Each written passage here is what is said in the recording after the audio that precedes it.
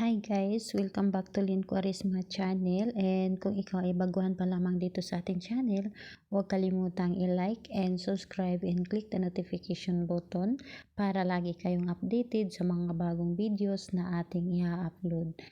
And ayun, bago ang lahat, gusto ko lang mag-disclaimer sa mga taong hindi naniniwala at hindi gusto ang mga kagaya nitong video. Please skip this video and maghanap kayo ng videos na gustong gusto nyo, dahil ang video na ito ay para lamang ito sa mga taong naniniwala and gusto mag-try. And ngayon, gusto nyo bang ang inyong karelasyon na mapaamin ninyo kung halimbawa sa tingin ninyo ay may tinatago ito sa inyo, ay paaminin ninyo gamit lamang ang isang ritual na ito? At ayun, kung ano man, hindi lamang sa may mga tinatago sa inyo, kumbaga meron itong nararamdaman sa inyong pagmamahal, kung ano pa man yung nararamdaman niya sa iyo, ay sabihin niya ito at tawag nito, yung tipong aaminin niya ito sa iyo. Kumbaga parang may pakiramdam ka ay gawa ninyo ng ritual na ito. And ayun, sa mga nagtatanong pala kung meron na bang gumagana sa ating mga spell, yes, napakarami po.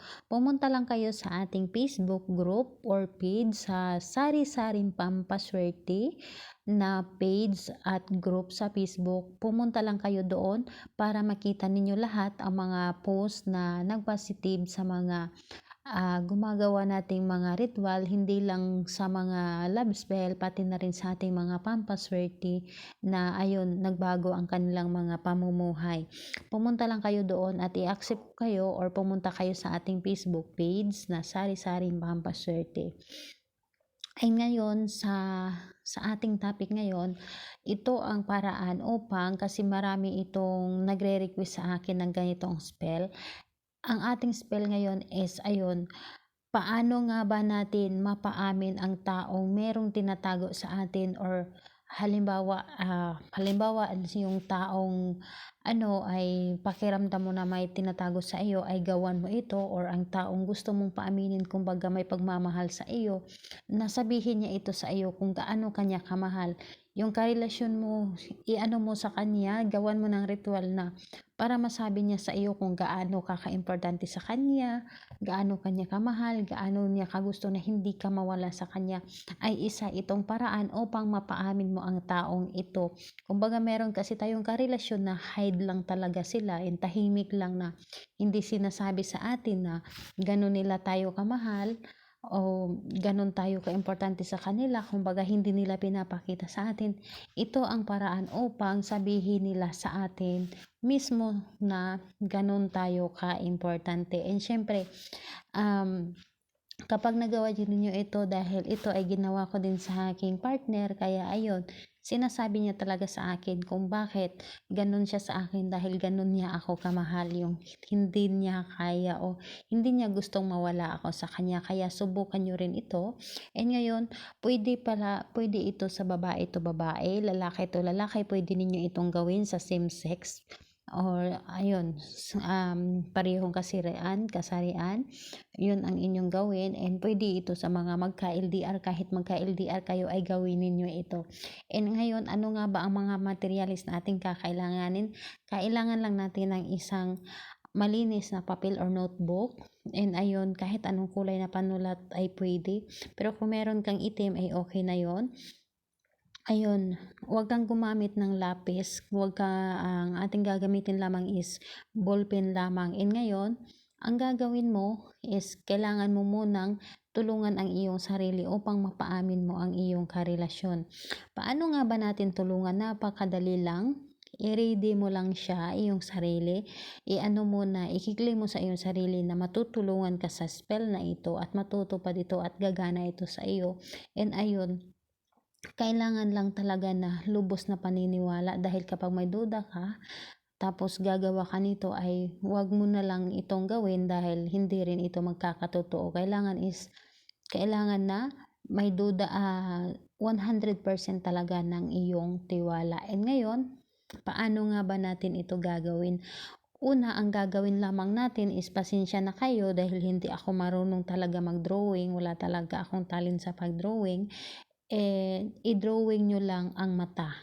I-drawing nyo lang ang mata, and ayun, isintro nyo talaga yung itim sa gitna. Kailangan nyo parang nagtitigan kayong dalawa. Isang mata lamang ang iyong i-drawing. Parang nagtitigan kayo, kaya igitna nyo talaga yung itim, and ayun, yung wag ninyong ilihis or wag ninyong igilid, kailangan is nakasentro sa gitna na parang tumingin talaga siya sa iyo. And ayun, kapag na-drawing mo na yung mata, ang gagawin mo, isulatan mo dito sa itaas ng pangalan niya at apelyido ng iyong target, and ayun sa baba din pangalan niya at apelyido. Yun ang isulat mo. Again, mag-drawing ka ng mata and igitna mo talaga yung itim. Tapos pangalan at apelyido sa itaas, and sa baba pangalan at apelyido. Kumbaga ano mo para masintro mo sa target mo na siya ang iyong tinatarget na paaminin. Kaya sulatan mo ng pangalan niya at apelyido, at sa baba para nakulong ng pangalan niya at apelyido yung mata niya. And ayun, kapag nasulat mo na yung mata at apelyido, pangalan niya at apelyido, ang gagawin mo is hawakan mo lang itong ating papel. Hawakan mo at titigan mo yung mata.